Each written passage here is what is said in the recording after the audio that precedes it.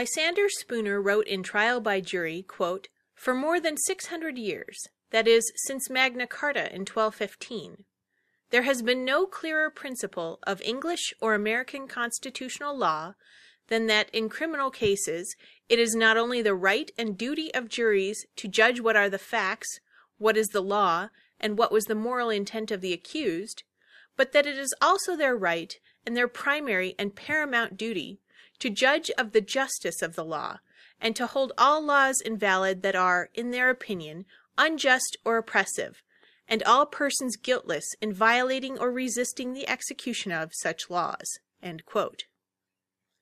June 15th marks the anniversary of the sealing of what would become known as the Magna Carta, or the Great Charter, by King John at Runnymede in England. In the wake of years of disastrous foreign policy and abusive financial practices, dissent was on the rise among English barons subject to his will. A group appeared before the king in January 1215 to secure a written charter restoring traditional liberties that had been acknowledged under previous thrones.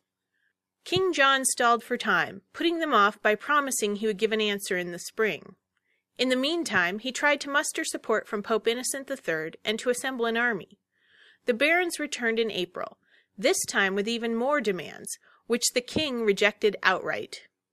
Outraged, the barons withdrew their allegiance to King John and raised their own army to defend against the forces of the throne, who were ordered to put down the rebellion. That would prove to be a difficult order to carry out, with the barons' forces ultimately occupying London. Faced with angry noblemen backed by military force, who insisted on documented limits on his power, King John was forced to sign a document at Runnymede in June, rather than surrender his throne. The Great Charter codified in writing for the first time in English law certain individual liberties for freemen and limitations on the power of the king. Minor revisions would be made in the coming days, and future kings would issue their own versions. However, Article 39 would be preserved through it all, laying a solid foundation for the provision of due process and trial by jury, not only in the English, but also in the American legal system. Spooner translated Article 39 as follows, quote, "No freeman shall be arrested or imprisoned, or deprived of his freehold, or his liberties, or free customs, or outlawed, or exiled, or in any manner destroyed, nor will we, the king, pass upon him, nor condemn him, unless by the judgment of his peers, or the law of the land." End quote. In contrast to modern juries, who are threatened and sometimes punished for doing their own research into the facts of a case and the penalty at stake, early English juries were self-informing. Jurors were selected in part on the basis of their knowledge of the facts of the case, or their willingness and ability to investigate them. This more scientific method of trial by jury replaced irrational forms of trial, such as trial by ordeal, in which the guilt or innocence of the accused was determined by subjecting him to a dangerous, often life-threatening ordeal. The concepts in the Magna Carta crossed the Atlantic Ocean with explorers and colonists.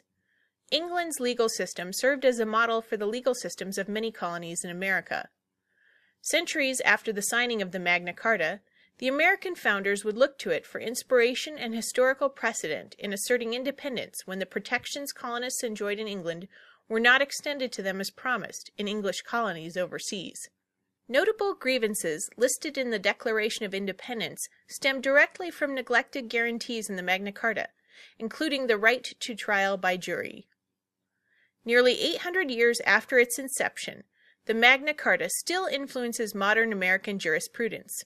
According to the Baronial Order of Magna Carta, since 1940, more than 60 U.S. Supreme Court cases have produced commentary on the Magna Carta's role in American law. In Trial by Jury, Spooner discusses the full meaning and implications of Article 39.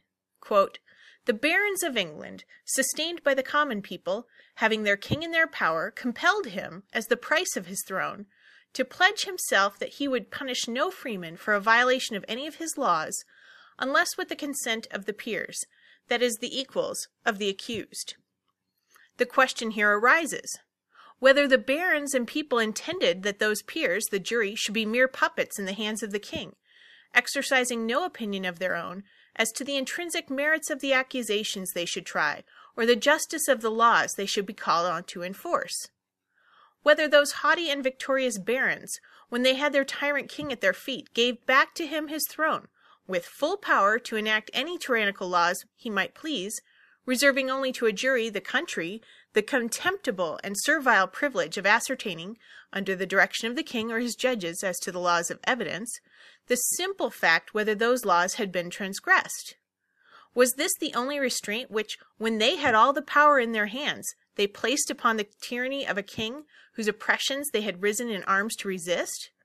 Was it to obtain such a charter as that the whole nation had united, as it were, like one man against their king? Was it on such a charter that they intended to rely for all future time for the security of their liberties? No, they were engaged in no such senseless work as that. On the contrary, when they required him to renounce forever the power to punish any freeman, unless by the consent of his peers, they intended those peers should judge of and try the whole case on its merits, independently of all arbitrary legislation or judicial authority on the part of the king.